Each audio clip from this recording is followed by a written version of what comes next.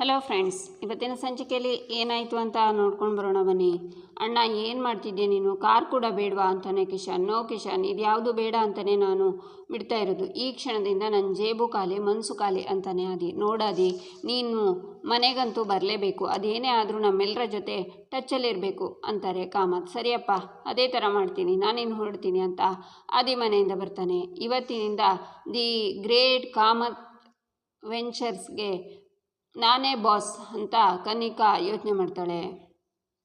ಈಚೆ ಆದಿ ರೋಡಲ್ಲಿ ನಡ್ಕೊಂಡು ಬರ್ತಿರ್ತಾನೆ. ಎಂಥ ಕಾಲ ಬಂತಪ್ಪ, ಒಂದು ಡ್ರಾಪ್ ಮಾಡೋಕ್ಕೆ ಯಾರೂ ಒಪ್ಪಲ್ವಲ್ಲ ಅಂತಿರ್ತಾನೆ.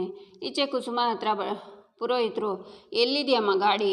ನಾನು ಇನ್ನೊಂದು ಕಡೆ ಪೂಜೆಗೆ ಹೋಗಬೇಕು, ಲೇಟ್ ಆಗುತ್ತೆ ಅಂತಾರೆ. ಸಾರಿ, ದೊಡ್ಡ ಗಾಡಿ ಅಲ್ವಾ, ಸ್ವಲ್ಪ ಲೇಟ್ ಆಗುತ್ತೆ. ಎಲ್ಲ ರೆಡಿ ಇದೆ ಅಲ್ವಾ, ಕೂಡಲೇ ಪೂಜೆನೂ ಆಗುತ್ತೆ. ಆಮೇಲೆ ಪುರೋಹಿತರೆ, ಗಾಡಿನ ವಾಸ್ತು ಪ್ರಕಾರ ಯಾವ ಕಡೆ ನಿಲ್ಲಿಸಬೇಕು ಅಂತಾರೆ ಕುಸುಮ. ಗಾಡಿನ ಪೂರ್ವಕ್ಕೆ ಮುಖ ಮಾಡಿ ನಿಲ್ಲಿಸಿ ಅಂತಾರೆ ಪುರೋಹಿತರು. ಅಜ್ಜಿ ಅಮ್ಮಂಗೆ ಫೋನ್ ಮಾಡಿ ಎಲ್ಲಿದ್ದೀರಾ ಅಂತ ಕೇಳಿ ಅಂತಾನೆ ಗುಂಡಣ್ಣ. ಆಗ ಕುಸುಮ ಭಾಗ್ಯಂಗೆ ಕಾಲ್ ಮಾಡಿ, ಭಾಗ್ಯ ಎಲ್ಲಿದೆಯಾ? ಎಲ್ಲರೂ ಇಲ್ಲಿ ಕಾಯ್ತಿದ್ದಾರೆ ನಿನಗೆ ಅಂತ. ಸರಿ, ಇಲ್ಲೇ ಇದೆಯಾ, ಬಾ ಅಂತ ಕಾಲ್ ಕಟ್ ಮಾಡ್ತಾರೆ ಕುಸುಮ. ಆಗ ಭಾಗ್ಯ ಸ್ಕೂಟಿಲಿ ಆದಿನ ಕೂರಿಸ್ಕೊಂಡು ಬರ್ತಾ ಇರ್ತಾಳೆ. ಕುಸುಮ ಆದಿನೂ ಬರ್ತಾ ಇದ್ದಾನೆ ಅಂತಾರೆ ಧರ್ಮರಾಜ್. ಭಾಗ್ಯ ಗಾಡಿಯಿಂದ ಇಳಿತಾಳೆ. ಅಲ್ಲ ಅಜ್ಜಿ, ದೊಡ್ಡ ಗಾಡಿ ಅಂದ್ರಲ್ಲ ಅಂತಾನೆ ಗುಂಡಣ್ಣ. ಏನಮ್ಮ ದೊಡ್ಡ ಗಾಡಿ ಅಂದ್ರಲ್ಲ, ನೋಡಿದರೆ ಚಿಕ್ಕ ಗಾಡಿ ಬಂದಿದೆ. ನಾನು ಈ ಗಾಡಿಗೆ ಪೂಜೆ ಮಾಡಲ್ಲಮ್ಮ ಅಂತ ಪುರೋಹಿತರು ಅಲ್ಲಿಂದ ಹೋಗ್ತಾರೆ. ಏನು ಮಾಡೋದು ಈಗ ಪುರೋಹಿತರೆ, ಪೂಜೆ ಮಾಡದೆ ಹೋದ್ರಲ್ಲ ಅಂತಾರೆ ಸುನಂದ. ಭಾಗ್ಯ ಏನು ಮಾಡೋದೀಗ ಅಂತಾರೆ ಕುಸುಮ. ಆದಿ ಈಸ್ ಹಿಯರ್, ನೋ ಫಿಯರ್, ಏನಾದರೂ ವ್ಯವಸ್ಥೆ ಮಾಡ್ತೀನಿ ಅಂತಾನೆ ಆದಿ. ಅಲ್ಲ ಫ್ರೆಂಡು, ನೀನೆಲ್ಲಿಗೆ ಹೋಗಿದ್ದೆ? ನೀನು ಹೋಗಿದ್ಯಾ ಗಾಡಿ ತರೋಕೆ ಅಂತಾರೆ ಕುಸುಮ. ನಾನು ಹೋಗಿರಲಿಲ್ಲ, ಅದೇನಾಯಿತು ಅಂದರೆ ಅಂತ ಫ್ಲ್ಯಾಶ್ ಬ್ಯಾಕ್ಗೆ ಹೋಗ್ತಾನೆ ಆದಿ. ಆದಿ ರೋಡಲ್ಲಿ ನಡ್ಕೊಂಡು ಬರ್ತಾ ಭಾಗ್ಯನ ಗಾಡಿಗೆ ಕೈ ಅಡ್ಡ ಹಾಕ್ತಾನೆ. ಅರೆ, ಇವ್ರು ಏನು ಮಾಡ್ತಿದ್ದಾರೆ? ಗಾಡಿಗೆ ಕೈ ಅಡ್ಡ ಮಾಡ್ತಿದ್ದಾರಲ್ಲ ಅಂತ ಗಾಡಿನ ನಿಲ್ಲಿಸ್ತಾಳೆ ಭಾಗ್ಯ. ಆದಿಯವರೇ, ನೀವೇನು ಮಾಡ್ತಿದ್ದೀರಾ ಇಲ್ಲಿ ಅಂತಾಳೆ ಭಾಗ್ಯ. ನಾನು ನಿಮ್ಮನ್ನು ಮಾತಾಡ್ಸೋಕ್ಕೆ ನಿಮ್ಮ ಮನೆಗೆ ಬರ್ತಿದ್ದೆ ಅಂತಾನೆ ಆದಿ. ಈ ಸುಳ್ಳೆಲ್ಲ ಏನು ಬೇಡ ಅಂತಾಳೆ ಭಾಗ್ಯ. ನಿಜಾನೇ ಹೇಳ್ತಿದ್ದೀನಿ ಅಂತಾನೆ ಆದಿ. ಏನಿದು, ನಟರಾಜ್ ಸರ್ವಿಸಲ್ಲಿ ಹೋಗ್ತಿದ್ದೀರಾ? ಕಾರಿಲ್ವಾ ನಿಮ್ಮದು ಅಂತಾಳೆ ಭಾಗ್ಯ. ಇನ್ಮೇಲೆ ಕಾಲಿಗೆ ಕೆಲಸ ಕೊಡೋಣ ಅಂತ. ನಂದು ಹಾಗಿರಲಿ, ನೀವೇನು ಈ ಗಾಡೀಲಿ ಅಂತಾನೆ ಆದಿ. ಇದಾ ಹೊಸ ಗಾಡಿ, ಇವತ್ತೇ ತಗೊಂಡಿದ್ದು ಅಂತಾಳೆ ಭಾಗ್ಯ. ಹೊಸ ಗಾಡಿನಾ ಅಂತ ಆದಿ ನಗ್ತಾನೆ. ಅಯ್ಯೋ ದೇವ್ರೆ, ಏನಕ್ಕೆ ನಗ್ತಿದ್ದೀರಾ ಅಂತಾಳೆ ಭಾಗ್ಯ. ಮನೇಲಿ ಅಷ್ಟು ದೊಡ್ಡ ಗಾಡಿ ಇದ್ದು ಇದರಲ್ಲಿ ಯಾಕೆ ಬರ್ತಿದ್ದೀರಾ ಅಂತ ಆದಿ ಕೇಳ್ತಾನೆ. ಅದು ಇವಾಗ ನಮ್ಮ ಕೈ ತುತ್ತು ಸರ್ವಿಸ್ ತುಂಬಾ ಆರ್ಡ್ರ್ ಬರ್ತಿದೆ. ಒಂದೆರಡು ಆರ್ಡ್ರ್ ಇದ್ದಾಗ ನಾನೇ ಹೋಗಿ ಕೊಡ್ತಿದ್ದೆ, ಆದರೆ ಇವಾಗ ಅದು ಆಗ್ತಿಲ್ಲ. ಸ್ವಲ್ಪ ಕಷ್ಟ ಅನ್ನಿಸ್ತಿದೆ, ಅಡುಗೆ ಮಾಡೋದು, ಹೋಗಿ ಕೊಡೋದು ಎಲ್ಲ ಕಷ್ಟ ಆಗ್ತಿದೆ. ಅದಕ್ಕೋಸ್ಕರ ನಮ್ಮ ಸರ್ವಿಸ್ಗೆ ಡೆಲಿವರಿ ಬಾಯ್ನ ಹುಡುಕ್ತಾ ಇದ್ದೇನೆ. ಇದು ಅವರಿಗೆ ಅಂತಾಳೆ ಭಾಗ್ಯ. ಭಾಗ್ಯ, ವೆರಿ ಗುಡ್, ನಿಮ್ಮ ಕೈ ತುತ್ತು ಸರ್ವಿಸ್ ಇಷ್ಟು ಡೆವಲಪ್ ಆಗಿದೆ ಅಂದರೆ ನನಗೆ ತುಂಬಾ ಖುಷಿ ಆಗ್ತಿದೆ. ಆ್ಯಂಡ್ ಡೆಲಿವರಿಗೆ ಹುಡುಗನ ಹುಡುಕ್ತಿದ್ದೀರಿ ಅಂದರೆ ಅಲ್ವಾ ಅಂತಾನೆ ಆದಿ. ನಂತರ ಫ್ಲ್ಯಾಶ್ ಬ್ಯಾಕ್ಗಿಂದ ಹೊರಗೆ ಬರ್ತಾನೆ ಆದಿ. ಅಯ್ಯೋ ಫ್ರೆಂಡು, ನಮ್ಮನೆಗೆ ಬರ್ತಿದ್ಯಾ ಅಂತಾರೆ ಕುಸುಮ. ಬೀಗ್ತಿಯಮ್ಮ, ಇಷ್ಟೊತ್ತು ಮುಹೂರ್ತ ಮೀರೋಯ್ತು ಅಂತ ಎಗರಾಡ್ತಿದ್ರಿ, ಈಗ ಅದ್ರ ಪರಿವೇನೇ ಇಲ್ಲದೆ ಮಾತಾಡ್ತಿದ್ದೀರಾ? ಅರ್ಚಕರು ಬೇರೆ ಹೊರಟೋದ್ರು, ಏನು ಮಾಡೋದೀಗ ಅಂತಾರೆ ಸುನಂದ. ಅತ್ತೆ, ನೀವೇ ಪೂಜೆ ಮಾಡಿ ಅಂತಾಳೆ ಭಾಗ್ಯ. ನಾನಾ? ಪ್ರತಿ ಸಲ ನಾನೇ ಮಾಡಬೇಕಾ? ಬೇರೆ ಯಾರಾದರೂ ಮಾಡಿ ಅಂತಾರೆ ಕುಸುಮ. ನೀನೇ ಮಾಡು ಅಂತಾರೆ ಧರ್ಮರಾಜ್. ಇಲ್ಲ ಅಂತಾರೆ ಕುಸುಮ. ಮಗಳೇ, ಹಾಗಾದರೆ ನೀನೇ ಪೂಜೆ ಮಾಡು ಅಂತಾರೆ ಧರ್ಮರಾಜ್. ಅಯ್ಯೋ, ಅದು ಹೇಗಾಗುತ್ತೆ ಮಾವ? ಹಿರಿಯರು ಅಂತ ಅತ್ತೆ ಇರುವಾಗ ನಾನು ಯಾಕೆ ಪೂಜೆ ಮಾಡಲಿ? ಅವರೇ ಮಾಡಲಿ ಅಂತಾಳೆ ಭಾಗ್ಯ. ಅಯ್ಯೋ ಭಾಗ್ಯ, ಹಿರಿಯರು ಕಿರಿಯರು ಅಂತೆಲ್ಲ ಏನಿಲ್ಲಮ್ಮ ಅಂತಾರೆ ಕುಸುಮ. ಯಾರಾದರೂ ಒಬ್ಬರು ಮಾಡಿ ಅಂತಾರೆ ಧರ್ಮರಾಜ್. ಪೂಜೆ ಮಾಡೋಕ್ಕೆ ಒಬ್ಬರು ಸರಿಯಾದ ವ್ಯಕ್ತಿ ಇದ್ದಾರೆ ಅಂತಾರೆ ಕುಸುಮ. ಯಾರಜ್ಜಿ ಅಂತಾಳೆ ತನ್ವಿ. ನನ್ನ ಫ್ರೆಂಡು ಭಾಗ್ಯ ಫ್ರೆಂಡು ಕೋಟ್ಯಾಧೀಶ್ವರ, ಅವನ ಕೈಲಿ ಪೂಜೆ ಮಾಡಿಸು, ನೀನು ಕೋಟ್ಯಾಧೀಶ್ವರಿ ಆಗ್ತೀಯ ಅಂತಾರೆ ಕುಸುಮ.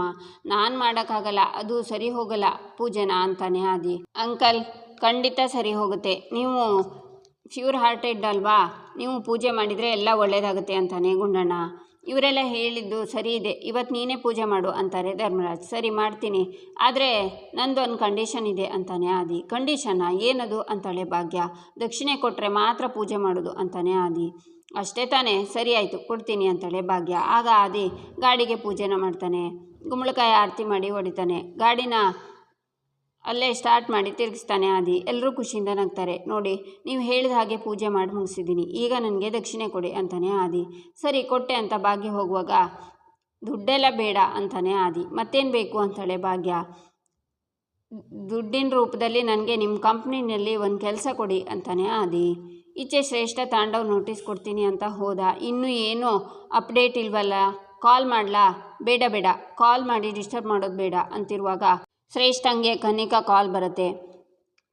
ಇವಳು ಯಾಕೆ ಕಾಲ್ ಮಾಡ್ತಿರ್ತಾಳೆ ಅಂದರೆ ತಾಂಡವ್ ಕಳಿಸಿರೋ ನೋಟಿಸ್ ನೋಡಿ ಎಲ್ರಿಗೂ ಭಯ ಬಂದಿರುತ್ತೆ. ನಾನು ಯಾಕೆ ಇವಳು ಕಾಲ್ ಪಿಕ್ ಮಾಡಲಿ, ಎಷ್ಟೊಂದು ಆ್ಯಟಿಟ್ಯೂಡ್ ತೋರಿಸ್ತಾಳೆ ಅಂತ ಕಾಲ್ ಕಟ್ ಮಾಡ್ತಾಳೆ ಶ್ರೇಷ್ಠ.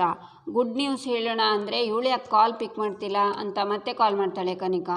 ಇವಳು ಯಾಕೆ ಪದೇ ಪದೇ ಫೋನ್ ಮಾಡ್ತಿದ್ದಾಳೆ ಅಂತ ಹಲೋ ಕನಿಕಾ ಅಂತಾಳೆ ಶ್ರೇಷ್ಠ. ಶ್ರೇಷ್ಠ ನಿನ್ಗೊಂದು ಗುಡ್ ನ್ಯೂಸ್ ಅಂತಾಳೆ ಕನಿಕಾ. ಗುಡ್ ನ್ಯೂಸಾ ಅಂದರೆ ತಾಂಡವ್ ಕೊಟ್ಟಿರೋ ನೋಟಿಸ್ ಇವಳಿಗಿನ್ನೂ ಮುಟ್ಟಿಲ್ವಾ ಅಂತ ಶ್ರೇಷ್ಠ ಯೋಚನೆ ಮಾಡ್ತಾಳೆ. ಶ್ರೇಷ್ಠ ನಿನ್ಗೊಂದು ವಿಷಯ ಗೊತ್ತಾ, ಆದಿಬ್ರೋ ಇನ್ಮೇಲೆ ಕಂಪ್ನಿಗೆ ಹೋಗಲ್ವಂತೆ ಅಂತಾಳೆ ಕನಿಕಾ. ವಾಟ್ ಅಂತಾಳೆ ಶ್ರೇಷ್ಠ. ಹೌದು, ಇಡೀ ಕಂಪ್ನಿನ ನನಗೆ ಹ್ಯಾಂಡ್ ಓವರ್ ಮಾಡಿದ್ದಾನೆ, ಇನ್ಮೇಲಿಂದ ನಾನೇ ಬಾಸ್, ಇಡೀ ಕಂಪ್ನಿ ನನ್ನ ಕೈಲಿರುತ್ತೆ ಅಂತಾಳೆ ಕನಿಕಾ. ಯಾಕಂತೆ ಅಂತಾಳೆ ಶ್ರೇಷ್ಠ. ಅವನಿಗೆ ಹೊಸ ಹುಚ್ಚು ಶುರುವಾಗಿದೆ, ಅವನು ಬಾಕ್ಸಿಂಗ್ ಆಡ್ತಾನಂತೆ, ಕಂಪ್ನಿ ಜೊತೆ ಅದನ್ನು ಮೇಂಟೈನ್ ಮಾಡೋಕ್ಕೆ ಕಷ್ಟ ಆಗುತ್ತಂತೆ, ಅದಕ್ಕೆ ನನಗೆ ಹ್ಯಾಂಡ್ ಓವರ್ ಮಾಡ್ದ ಅಂತಾಳೆ ಕನಿಕಾ. ಅಯ್ಯೋ, ತಾಂಡವ್ ಬೇರೆ ನೋಟಿಸ್ ಕೊಡೋಕೆ ಹೋಗಿದ್ದಾನೆ, ಇವಳಿಗೇನಾದರೂ ಗೊತ್ತಾದರೆ ಅಷ್ಟೇ ಕತೆ ಅಂತ ಶ್ರೇಷ್ಠ ಯೋಚನೆ ಮಾಡ್ತಾಳೆ. ಅಂತೂ ಇಂತೂ ನನ್ನ ಪ್ಲ್ಯಾನ್ ವರ್ಕ್ ಆಯಿತು ಶ್ರೇಷ್ಠ, ಥ್ಯಾಂಕ್ ಯು ಸೋ ಮಚ್. ನಾನಿಷ್ಟು ಒಳ್ಳೆ ನ್ಯೂಸ್ ಹೇಳಿದೆ ನಿನಗೆ, ಕಂಗ್ರಾಟ್ಸ್ ಹೇಳೋಕ್ಕಾಗಲ್ವಾ ಅಂತಾಳೆ ಕನಿಕಾ. ಸಾರಿ ಕನಿಕಾ, ಈ ವಿಷಯನ ಕೇಳಿ ನನಗೆ ಮಾತೇ ಬರ್ತಿಲ್ಲ ಅಂತಾಳೆ ಶ್ರೇಷ್ಠ. ನಿನಗೆ ಇಷ್ಟು ಶಾಕ್ ಆಗ್ತಿದೆ ಅಂದರೆ ನನಗೆಷ್ಟಾಗಿರ್ಬೇಡ ಹೇಳು. ಬ್ರೋ ಬಂದು ಇನ್ಮೇಲಿಂದ ಈ ಕಂಪ್ನಿ ನಿಂದು ಅಂತ ಹೇಳಿದ ತಕ್ಷಣ ನನ್ನ ಕನಸು ಅಂದ್ಕೊಂಡ್ಬಿಟ್ಟೆ. ಇದೆಲ್ಲ ಆಗಿದ್ದು ನಿನ್ನಿಂದಾನೆ, ಥ್ಯಾಂಕ್ ಯು ಸೋ ಮಚ್. ನಿನಗೊಂದು ಗ್ರ್ಯಾಂಡ್ ಪಾರ್ಟಿ ಕೊಡಿಸ್ತೀನಿ ಅಂತಾಳೆ ಕನಿಕಾ. ಅಯ್ಯೋ, ಇವಳಿಗೇನಾದರೂ ನಾವು ಕೇಸ್ ಹಾಕ್ತಿರೋ ವಿಷಯ ಗೊತ್ತಾದರೆ ನಮ್ಮನ್ನು ಸುಮ್ಮನೆ ಬಿಡ್ತಾಳೆ ಇವಳು ಅಂತ ಶ್ರೇಷ್ಠ ಯೋಚನೆ ಮಾಡ್ತಾಳೆ. ಕೇಳಿಸ್ತಿದ್ಯಾ ಶ್ರೇಷ್ಠ ಅಂತಾಳೆ ಕನಿಕಾ. ಹಾಂ ಕನಿಕಾ, ನೋಡು ಖುಷಿಗೆ ನನಗೆ ಮಾತೇ ಬರ್ತಿಲ್ಲ ಅಂತಾಳೆ ಶ್ರೇಷ್ಠ. ತಾಂಡವ್ ಕೆಲಸದ ಬಗ್ಗೆ ವರಿ ಮಾಡ್ಕೊಳ್ಳೋದು ಬೇಡ, ಅದನ್ನೆಲ್ಲ ನಾನು ನೋಡ್ಕೋತೀನಿ ಅಂತಾಳೆ ಕನಿಕಾ. ಥ್ಯಾಂಕ್ಸ್. ಎಲ್ಲ ಯಾಕೆ ಈಗ ಈ ಕನಿಕಾ ಇಬ್ಬರನ್ನ ಮಾತ್ರ ಲೈಫಲ್ಲಿ ಮರೆಯೋದಿಲ್ಲ. ಒಂದು ನನಗೆ ಹೆಲ್ಪ್ ಮಾಡಿರೋರನ್ನು, ಇನ್ನೊಂದು ನನ್ನ ಜೊತೆಗೆ ಇದ್ದು ಬೆನ್ನಿಗೆ ಚೂರಿ ಹಾಕೋರನ್ನು ಅಂತಾಳೆ ಕನಿಕಾ. ನನಗೆ ಹೇಳಿದ ಹಾಗಿದೆಯಲ್ಲ ಅಂತ ಶ್ರೇಷ್ಠ ಯೋಚನೆ ಮಾಡ್ತಾಳೆ. ನಿನಗೂ ತಾಂಡವ್ಗೂ ಪ್ರೈವೇಟ್ ಪಾರ್ಟಿ ಕೊಡಿಸ್ತೀನಿ, ಡೇಟ್ ಎಲ್ಲ ಫಿಕ್ಸ್ ಮಾಡಿ ನಿನ್ಗೆ ಹೇಳ್ತೀನಿ, ಓಕೆನಾ ಅಂತಾಳೆ ಕನಿಕಾ. ಓಕೆ ಅಂತಾಳೆ ಶ್ರೇಷ್ಠ. ಬಾಯ್ ಅಂತ ಕಾಲ್ ಕಟ್ ಮಾಡ್ತಾಳೆ ಕನಿಕಾ. ಫಸ್ಟ್ ತಾಂಡವ್ಗೆ ಕಾಲ್ ಮಾಡಿ ವಿಷಯ ಹೇಳ್ತೀನಿ ಅಂತ ಶ್ರೇಷ್ಠ ತಾಂಡವ್ಗೆ ಕಾಲ್ ಮಾಡ್ತಾಳೆ. ಈಚೆ ತಾಂಡವ ಆದಿ ಮನೆ ಹತ್ರ ವಕೀಲರ ಜೊತೆ ಬಂದು ಕಾರಿಂದ ಇಳಿದು ಹೋಗ್ತಿರ್ತಾನೆ. ಈಚೆ ಶ್ರೇಷ್ಠ ತಾಂಡವ್ ಪಿಕ್ ದ ಕಾಲ್ ಅಂತ ಇರ್ತಾಳೆ.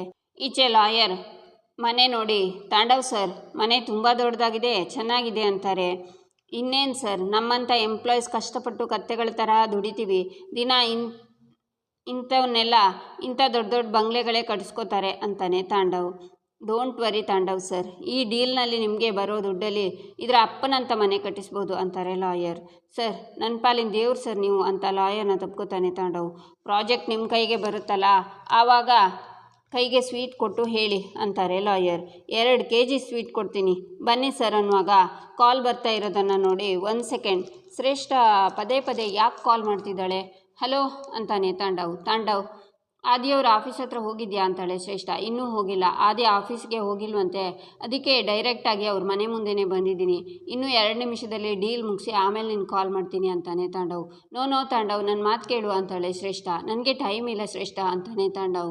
ನೀನು ಈಗಿಂದೀಗಲೇ ವಾಪಸ್ ಬಾ, ಅದೇನಾಗಿದೆ ಅಂದರೆ ಅಂತ ಶ್ರೇಷ್ಠ ಹೇಳುವಾಗ, ಸ್ಟಾಪ್ ಇಟ್ ಶ್ರೇಷ್ಠ, ನನ್ನ ಲಾಯರ್ ನನ್ನ ಲೈಫಲ್ಲಿ ಮುಂದೆ ತರಬೇಕು ಅಂತ ಒದ್ದಾಡ್ತಿದ್ದಾರೆ, ನೀನು ನೋಡಿದರೆ ಹೆದರ್ಕೊಂಡು ಸಾಯ್ತಿದ್ಯಲ್ಲ ಅಂತಾನೆ ತಾಂಡವ ಕನಿಕಾ ಅಂತ ಶ್ರೇಷ್ಠ ಹೇಳುವಾಗ, ಕನಿಕಾ ನಾನು ಆದಿಗೆ ಹೆದರುತ್ತಿಲ್ಲ, ಇನ್ನು ಈ ಕನಿಕಾ ಯಾವ ಮಹಾ, ಅವಳ ಅಪ್ಪ ಬಂದರೂ ನಾನು ಹೆದರಲ್ಲ ಅಂತಾನೆ ತಾಂಡವ್.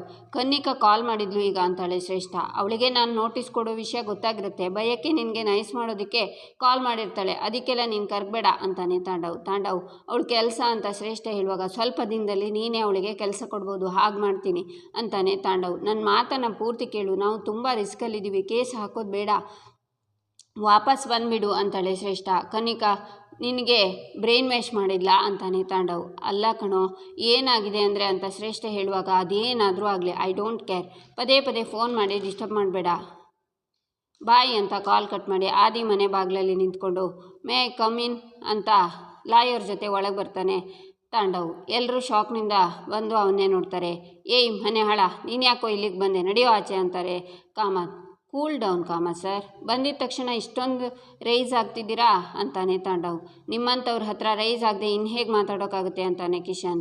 ನಾರ್ಮಲ್ ಆಗಿ ಮಾತಾಡ್ಬೋದು ಅಲ್ವಾ ಲಾಯರ್, ಈ ಮನೇಲಿ ದೊಡ್ಡ ಮನುಷ್ಯ ಅಂದ್ಕೊಂಡಿರೋ ಆದೀಶ್ವರ್ ಕಾಮತ್ ಎಲ್ಲಿ ಹೋಗಿದ್ದಾನೆ ಅಂತಾನೆ ತಾಂಡವ್.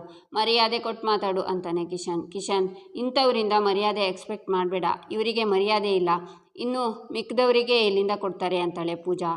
ಏಯ್ ಪೂಜಾ ಅಂತಾನೆ ತಾಂಡವ್. ಮುಚ್ಚೋ ಬಾಯ್, ಯಾಕೆ ಬಂದೆ ಅದನ್ನು ಹೇಳು ಅಂತಾರೆ ಕಾಮತ್. ಪಾಲ್ ಕೇಳೋಕೆ ಅಂತಾನೆ ತಾಂಡವ್. ಏನು ಪಾಲು ಅಂತಾಳೆ ಕನಿಕಾ. ನೀನು ಯಾವ ಸೀಮೆ ದೊಡ್ಡ ನಾಯಕ ಅಂತ ನಿನಗೆ ಪಾಲ್ ಕೊಡಬೇಕು ಅಂತಾರೆ ಕಾಮತ್. ಕೊಡಲೇಬೇಕು ಕಾಮತ್ ಸರ್, ನಿಮ್ಮ ಮಗ ಆದೀಶ್ವರ್ ಕಾಮತ್ ಮಾಡ್ತಾ ಇರೋ 200 ಕೋಟಿ ಪ್ರಾಜೆಕ್ಟ್ ಇದೆಯಲ್ಲ, ಆ ಪ್ರಾಜೆಕ್ಟ್ಗೆ ಐಡಿಯಾ ಕೊಟ್ಟಿದ್ದು ನಾನು.